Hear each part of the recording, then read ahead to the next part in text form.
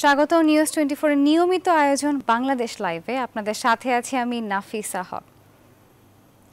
বিদ্যুৎ ও জ্বালানি সাশ্রয়ে সকাল ৮টা থেকে সরকারি স্বায়ত্তশাসিত অফিস শুরুর প্রথম দিন আজ। যারা নির্দিষ্ট সময়ে সকাল ৮টায় সচিবালয়ে এসেছেন তারাও এত সকালে অফিসে আসতে নিজেদের কষ্টের কথা জানালেন। রাজধানী সাভার ও চট্টগ্রাম থেকে যুক্ত হচ্ছেন আমাদের সহকর্মীরা। তাদের কাছে জানব নতুন সময়সূচি অনুযায়ী অফিস কেমন হচ্ছে তা নিয়ে। শুরুতেই যাব সচিবালয়ে, সেখানে আছেন সহকর্মী শাহনাজ ইয়াসমিন। সরাসরি চলে যাচ্ছি তার কাছে। ইয়াসমিন, আজ তো নতুন সূচিতে অফিস শুরু হলো, কি পরিস্থিতি দেখছেন আপনি?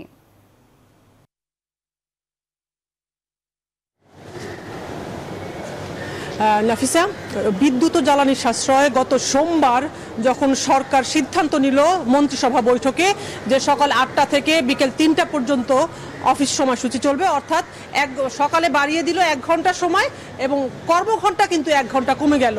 এবং আজকে ছিল সেই ৮টা থেকে অফিস শুরুর প্রথম দিন। আমরা সকালে ৮টার আগে থেকেই সচিবালয়ে আসছি। আমরা দেখেছি যে অনেকে আসছেন, ঠিক হুড়োহুড়ি করে সচিবালয়ে ঢুকতেছেন। তারা যেটা বলেছেন যে আসলে প্রথম দিন হওয়াতে তাদের অভ্যস্ত হতে কিছুটা সময় লাগছে, রাস্তায় জ্যামও ছিল। এবং একটা যেটা দেখেছি যে সরকারি কর্মচারীদের যে গাড়িটা আসছে সেটাও তো ৮টার আগে অনেকগুলো গাড়ি আসে নাই, অনেকগুলো মন্ত্রণালয় গাড়ি সকাল 9:45টায় কর্মচারীদেরকে নিয়ে গাড়ি আসছে। এবং অনেক কর্মচারীদেরকে দেখেছি আমরা সকাল 9টার পরে সচিবালয়ে ঢুকতে। তারা আসলে রাস্তার জ্যামের কথা বললেন, প্রথম দিনের অভ্যস্ততার কথা বললেন এবং ব্যক্তিগত কাজের কথা বললেন। কেউ কথাও বলতে চাইলেন না আসলে মিডিয়ার সামনে। এবং অনেক মন্ত্রীরা না আসলেও 2-3 জন মন্ত্রী আসছেন ৮টার আগে। স্থানীয় সরকার মন্ত্রী আসছেন, নৌ পরিবহন প্রতিমন্ত্রী আসছেন, সংস্কৃতি প্রতিমন্ত্রী আসছেন। তারা মিডিয়ার সাথে কথা বলেছেন। তারা বলেছেন যে আসলে সরকারের সিদ্ধান্তের ফলে বিদ্যুৎ এবং জ্বালানি সাশ্রয় হবে এবং কর্মচারীদের সমস্যা হওয়ার কথা না সকাল ৮টা থেকে। আসলে বিশ্বের অনেক দেশেই সকাল অফিস শুরু হয় এবং বিকেল নাগাদ অফিস শেষ হয় সন্ধ্যা, কিন্তু আমাদের দেশে সেটা অভ্যস্ত নেই বলে হয়তো মানুষের প্রথম কিছুটা সমস্যা হতে পারে। তো সেটা হয়তো বা কিছু 2-1 দিন চলে গেলে তাদের অভ্যস্ততা চলে আসবে তাদের মধ্যে। এবং বিদ্যুৎ জ্বালানি যে সাশ্রয় হবে সেটা আসলে অনেক বড় একটা সরকারের জন্য সাশ্রয় হবে, যেটা আসলে বৈশ্বিক সমস্যা জ্বালানি তেলের জন্য এবং বিদ্যুতের জন্য। এবং বিদ্যুৎ ও জ্বালানি প্রতিমন্ত্রী কথা বলেছেন সাংবাদিকদের সাথে। তিনি যেটা জানিয়েছেন যে আজকে থেকে যে শুরু হলো সকাল ৮টা থেকে অফিস শুরু, বিকেল 3টা পর্যন্ত কর্মঘণ্টা 1 ঘন্টা কম হলেও এই যে সরকারের সিদ্ধান্তের ফলে আসলে বিদ্যুৎ সাশ্রয় হবে। এবং তিনি যেটা জানালেন যে এর আগে কালকে পর্যন্ত সকাল 10টা থেকে বিদ্যুৎ খরচ শুরু হতো এবং আজকে তিনি দেখেছেন সকাল 9টায় তাদের খরচ দেখলেন যে খরচ শুরু হয়েছে 9টা থেকে। এটা উনি ভালোভাবে দেখলেন। তার মানে পিক আওয়ার পরিবর্তন হচ্ছে। এখন পিক আওয়ার আর সন্ধ্যা থাকছে না, দুপুর নাগাদ পিক আওয়ার চলে আসছে। এবং আজকে থেকে গ্রামে গঞ্জে মধ্যরাত থেকে ভোর পর্যন্ত নিরবচ্ছিন্ন বিদ্যুৎ দিবে আমনদানের সেচের জন্য, যেটা সরকারের বড় একটা বিষয় ছিল, সংশয়ের বিষয় ছিল যে আমনদানের সেচ ঠিক মতো দিতে পারবে কিনা বিদ্যুতের ফলে। এবং এই যে এই সিদ্ধান্ত হলো ৮টা থেকে অফিস 3টা পর্যন্ত, এটা এই গ্রামে বিদ্যুৎ লোডশেডিং কমানোর জন্য এটা একটা সিদ্ধান্ত ছিল, যেটা পরশুদিন ক্যাবিনেটে জানিয়েছিল মন্ত্রিপরিষদ সচিব আমাদেরকে। তো এখন 3টা পর্যন্ত যেহেতু আজকে প্রথম দিন অফিস, আমরা দেখবো আসলে 3টা পর্যন্ত কতদিন থাকে এবং থাকে কিনা, কতটুকু অফিস চলতেছে। কারণ আমরা দেখেছি সরকারি কর্মচারীদের মধ্যে একটা টেন্ডেন্সি থাকে যে দুপুর থেকে আসলে কতটুকু তারা কাজে মন দেবে, সেটাও আসলে একটা দেখার বিষয়। সেটা কতটুকু মন্ত্রীরা সচিবরা করতে পারবে কর্মচারীদেরকে নিয়ে, সেটা একটা বিষয়। এখন চলে যাব চট্টগ্রামে আছেন আমাদের প্রতিনিধি নয়ন বড়ুয়া জয়, তার কাছে।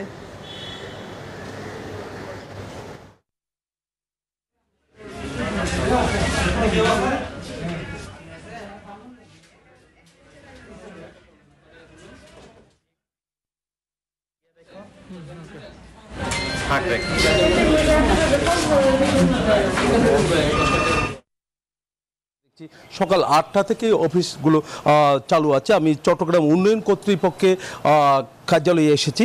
এখানে কিন্তু দেখা যাচ্ছে যারা সকাল থেকে এসেছেন তারা কিন্তু আসলে এই সময়টার মধ্যে আসা কেউ কিন্তু আসলে অভ্যস্ত নয়, তবু কিন্তু আসলে যেহেতু চাকরি করে তার জন্য কিন্তু আসা হয়েছে। কিন্তু আবার বিকেল থেকে যাওয়া সেটা কিন্তু আসলে তাদের জন্য কিন্তু অনেকটা আনন্দময় বলছেন। কিন্তু সব মিলে বলা যায় কিন্তু আসলে বিদ্যুতের যে সাশ্রয় করার জন্য সরকার যেভাবে চেষ্টা করে যাচ্ছে সেভাবে যদি কিন্তু আসলে যদি যায় তাহলে কিছুটা হলেও বিদ্যুৎ সাশ্রয় হবে বলে তারা মনে করছে। আমি একটু কথা বলবো, এখানে চট্টগ্রাম উন্নয়ন কর্তৃপক্ষের একজন কর্মকর্তা আছেন, আমি একটু জানতে চাচ্ছি সকাল 8টায় কি আসা সম্ভব হয়েছে কিনা? হ্যাঁ, অবশ্যই সম্ভব হয়েছে, যদিও বা একটু মানে অভ্যস্ততার বাইরে ছিল, তারপর একটু কষ্ট হয়ে যায়। তারপর তো চাকরি করতে হলে অবশ্যই আসতে হবে, অভ্যস্ততা না থাকলে অভ্যস্ততা তৈরি করে নিতে হবে। সরকারের এই উদ্যোগটা কেমন হবে বলে মনে করছেন, যে বিদ্যুৎ সাশ্রয়? যেহেতু সবার বিবেচনার মাধ্যমে সিদ্ধান্তটা নেওয়া হয়েছে, আশা করছি ভালোই হবে। অনেক ধন্যবাদ। আমরা আরো কয়েকজনের সাথে একটু কথা বলতে চাচ্ছি, আপনার সাথে একটু জানতে চাচ্ছি সকাল 8টায় কি আপনি এসেছিলেন? জি আসছি আমরা সকাল 8টা থেকে অফিস শুরু করছি আজকে থেকে আর কি। অনেক ধন্যবাদ। আমরা আরো কয়েকজনের সাথে একটু কথা বলবো, আমরা আপনার সাথে একটু কথা বলতে চাচ্ছি। আসলে সকাল 8টায় অফিস করা কিন্তু আসলে এইভাবে তো অভ্যস্ত না, তাই না? তো আসলে আমরা জানতে চাচ্ছি আসা সম্ভব হয়েছে কিনা?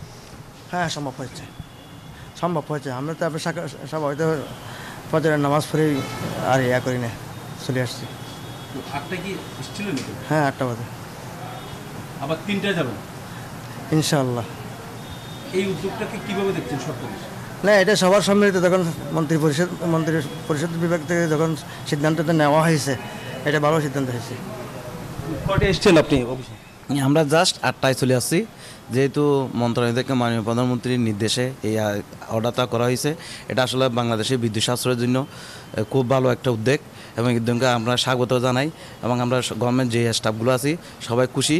আমরা চাই দেশের উন্নয়ন হোক, দেশের ভালো হোক, দেশের সাথে আমরা সকাল 8টায় অফিস করতে খুব আনন্দ উৎসাহতে আজকে প্রথম দিন অফিস করলাম। বুঝতে পেরেছেন যে এখানে যারা কিন্তু আসলে কর্মকর্তারা এসেছেন তারা কিন্তু সকাল 8টায় এসেছেন এবং শুধু চট্টগ্রাম উন্নয়ন কর্তৃপক্ষ নয়, অন্যান্য যে সরকারি অফিস আছে আমরা সকাল থেকে ঘুরে যেমনটা দেখেছি সবাই কিন্তু সকাল 8টায় এসেছে। যেহেতু প্রথম দিন তার কারণে কিন্তু আসলে দেখা যাচ্ছে উপস্থিতি কিন্তু অনেকটা বেড়েছে, কিন্তু আসলে এরপরে আসলে কেমন হবে সেটা এখনো পর্যন্ত বোঝা যাচ্ছে না। আমরা আর কয়েকজনের সাথে একটু কথা বলতে চাচ্ছি। কয়টায় আপনি অফিসে এসেছিলেন? 8টায় আসছি। হ্যাঁ, প্রথম দিন কিছু একটু সমস্যা হবে, এরপরে আস্তে আস্তে ঠিক হয়ে যাবে আর কি। সম্ভব কিনা? অসম্ভব তো কোনো কিছু নাই। 8টায় 9টায় ছিল, 8টায় হচ্ছে, এখন তো অসম্ভব এত কিছু না। এটা 6টা বা 7টা হইলে তখন একটা এগুলা হইতো। 8টা এটা অসম্ভব কিছু না, ভালোই এটা। আবার 3টায় যাবেন? জি, 3টায়। আমরা আরেকজনের সাথে একটু কথা বলে আমরা শেষ করবো। আমি একটু জানতে চাচ্ছি কয়টায় আপনি এসেছিলেন? সকাল 8টায় আসছে অফিস, সকাল 8টায় আসছে। 3টায় সরকারি নির্দেশনা মোতাবেক 8টা থেকে 3টা যে নির্দেশনা দেওয়া হয়েছে সেই মোতাবেক আমরা ডিউটি করতেছি। ধন্যবাদ। অনেক ধন্যবাদ। আমরা এখানে যে অফিসগুলো ঘুরে যেমনটা দেখেছি 8টা থেকে কিন্তু সরকারি অফিস, কিন্তু এমনকি ব্যাংকের যারা দায়িত্বে আছেন কর্মকর্তা কর্মচারী আছেন তারাও কিন্তু আসলে সকাল 8টা থেকে কোলে বসে আছেন। তো কিন্তু আসলে ব্যাংকে আমরা দেখছি গ্রাহকদের সংখ্যা কিন্তু আসলে সকালবেলা নেই, বেলা যত বাড়ে তত কিন্তু দেখা যায় কিন্তু আসলে গ্রাহকের সংখ্যা কিন্তু অনেকটা বাড়ে। তারা ব্যাংক কর্মকর্তারা বলছেন সকাল 8টা থেকে তারা অফিস করলেই কিন্তু সেইভাবে কিন্তু লেনদেন হচ্ছে না বলে তারা আমাদেরকে জানিয়েছেন। তো এই ছিল আমার এখানকার সর্বশেষ। আমি ফিরে যাব, আমার সহকর্মী অনেকক্ষণ ধরে অপেক্ষা করছেন আমিনবাজারে নাজমুলের কাছে।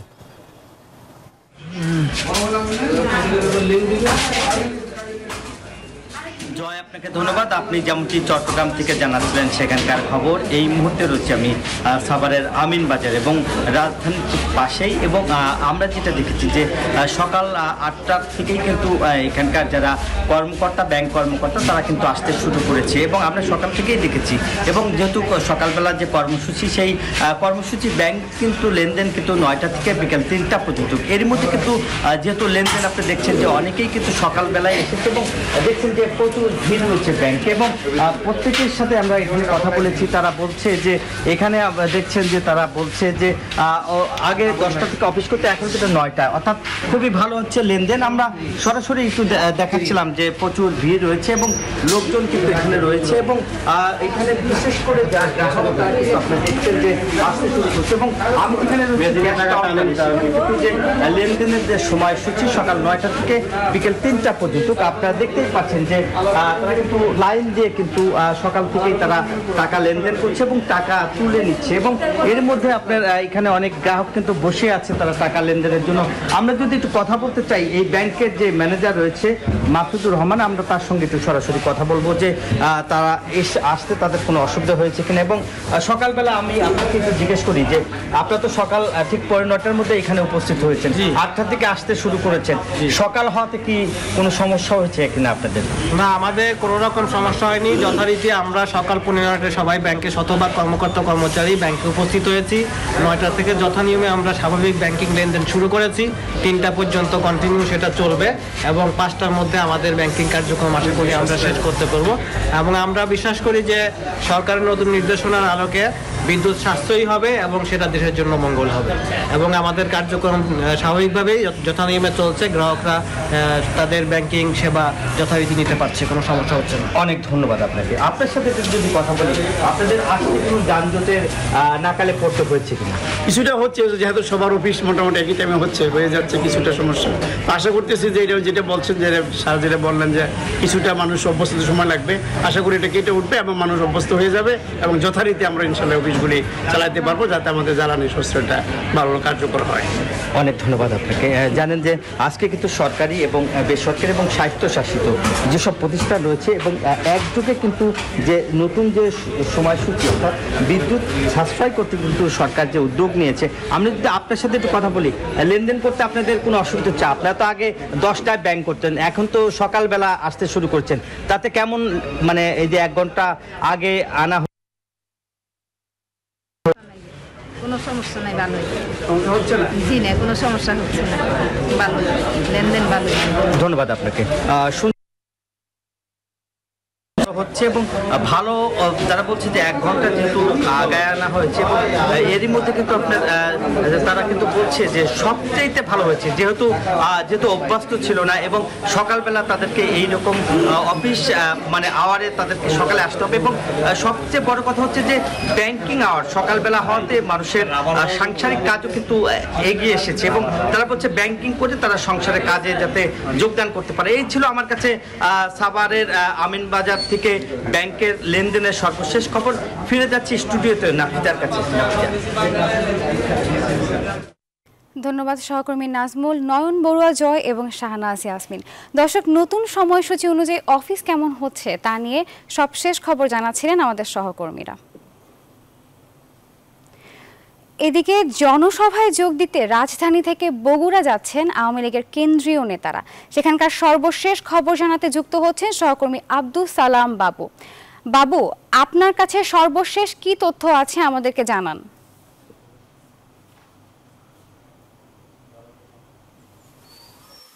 নাফিসা, বগুড়া জেলা আওয়ামী লীগের শোক সভা বিকেল 4টায় অনুষ্ঠিত হবে জাতীয় শোক দিবস উপলক্ষে এবং সেই কর্মসূচিতে অংশগ্রহণের জন্য বাংলাদেশ আওয়ামী লীগের সাংগঠনিক সম্পাদক SM কামাল হোসেন এবং কেন্দ্রীয় কমিটির সদস্য মেরিনা জাহান কবিতা MP বগুড়ায় এসেছেন এবং তারা কিন্তু এখন বগুড়া জেলার সদর উপজেলার নুনগোলা আশ্রয়ন প্রকল্পে এসেছেন।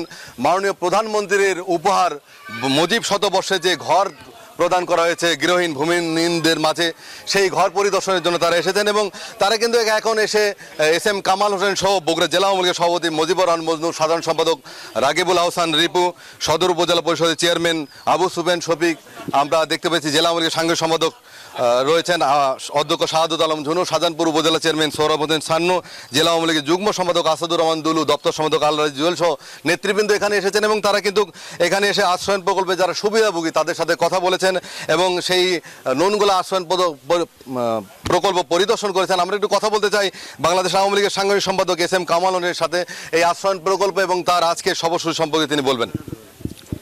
আমাদের প্রিয় নেত্রী, উন্নয়ন, সমৃদ্ধি, শান্তি, গণতন্ত্রের প্রতীক জননেত্রী শেখ হাসিনা আমাদের নির্দেশ দিয়েছেন যে আশ্রয়ন প্রকল্প বাংলাদেশে হয়েছেন এইগুলো ঘুরে দেখার জন্য কেমন হয়েছে, সেখানকার মানুষ কেমন আছে। আপনারা আমার পাশে একজন মুরব্বী আছেন, আমার একজন মা আছেন, আপনারা তাদের কাছে জিজ্ঞে দেখেন, তারা শেখ হাসিনার চোখের পানি ফেলাচ্ছেন, শেখ হাসিনার জন্য দোয়া করছেন যে আমাদের থাকার জায়গা ছিল না, আজকে মাননীয় প্রধানমন্ত্রী আমাদের থাকার ব্যবস্থা করে দিয়েছেন। এই আগস্ট মাসে আজকে বলতে চাই যে বঙ্গবন্ধু যে স্বপ্ন দেখেছিলেন মানুষের অন্ন বস্ত্র বাসস্থান, শেখ হাসিনা বঙ্গবন্ধুর সুযোগ্য তনা হিসেবে আজকে মানুষের অন্ন বস্ত্র বাসস্থান চিকিৎসার নিশ্চয়তা লক্ষ্যে আজকে অসহায় যাদের ঘর নাই তাদের থাকার ব্যবস্থা করে দিয়েছেন, যাদের জমি নাই তাদের জমির ব্যবস্থা দিয়েছেন। এমনিভাবে সারা বাংলাদেশে প্রতিটি ইউনিয়নে আজকে এই অসহায় দুস্থ মানুষের জন্য উনি থাকার ব্যবস্থা, শুধু তাই নয়, উনি আমাদের নির্দেশ দিয়েছেন যদি 2-1 জন বাদ পড়ে থাকে, যাদের ঘর নাই জমি নাই, এদেরকে আমাদের নেতাকর্মীদের নির্দেশ দেওয়া, তারা সেই লিস্ট দেবে, সেই লিস্ট অনুযায়ী আমি প্রত্যেকটা মানুষকে, আমি যতদিন আল্লাহ আমাকে প্রধানমন্ত্রী রাখবে, আমি প্রত্যেকটা মানুষকে থাকার ব্যবস্থা করব এবং 1 খণ্ড জমি দেব, যাতে কেউ বলতে না পারে যে তার জমি নাই, থাকার ব্যবস্থা নাই। ধন্যবাদ। উনি জানালেন যে যারা এখনো ঘর পায়নি তাদেরকে ঘর দেওয়া হবে।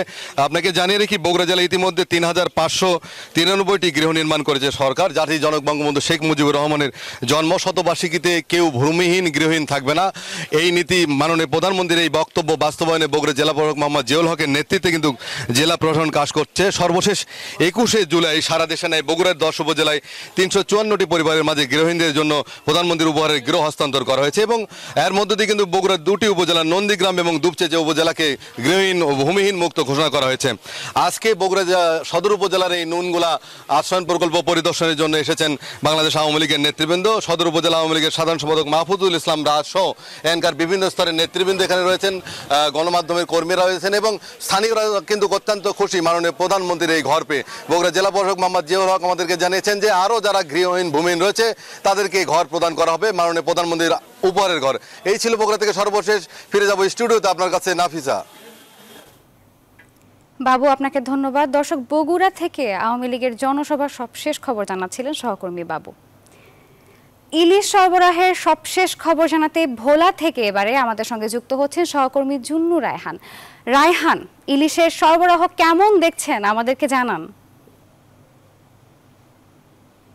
নাফিসা, আপনাকে সকাল থেকে আমরা যে রকমটি জানিয়েছি, আমি সকাল থেকে মেঘনার বেশ কয়েকটি মাছঘাটে অবস্থান করেছিলাম।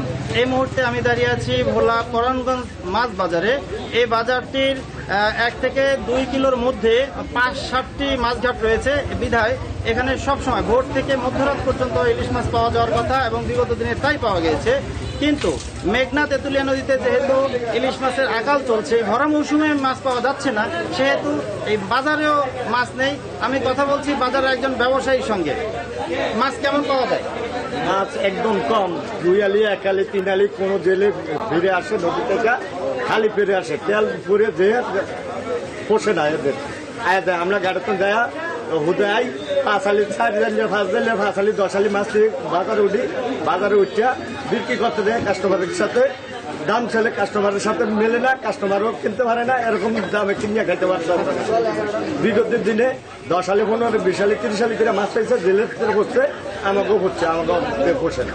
হ্যাঁ, নাফিস সাহেব ব্যবসায়ী, একজন মাছ ব্যবসায়ী, ক্ষুদ্র ব্যবসায়ী, তিনি যেমনটি বললেন যে বিগত বছরগুলোতে এই সময় তিনি যে পরিমাণ মাছ বিক্রি করতেন, এই পর্যায়ে এবছর নদীতে মাছ না থাকাতে সেই পরিমাণ মাছ পাচ্ছেন না, বিধায় তারাও এক ধরনের সমস্যায় রয়েছেন। নাফিসা, এই ছিল আমার কাছে শেষ। রায়হান, আপনাকে ধন্যবাদ। এদিকে সিলেট, হবিগঞ্জ ও মৌলভীবাজারের চা শ্রমিকদের চলমান আন্দোলন গড়ালো 16তম দিনে। দৈনিক 300 টাকা মজুরির দাবিতে অনড় তারা। চা শ্রমিক নেতারা জানিয়েছেন প্রধানমন্ত্রীর পক্ষ থেকে ঘোষণা না আসা পর্যন্ত আন্দোলন চালিয়ে যাবেন তারা। তাদের আন্দোলনের সবশেষ খবর জানাতে সরাসরি যোগ দিচ্ছেন সৈয়দ রাসেল। রাসেল, চা বাগানের আজকের পরিস্থিতি আপনি কেমন দেখছেন আমাদেরকে জানান।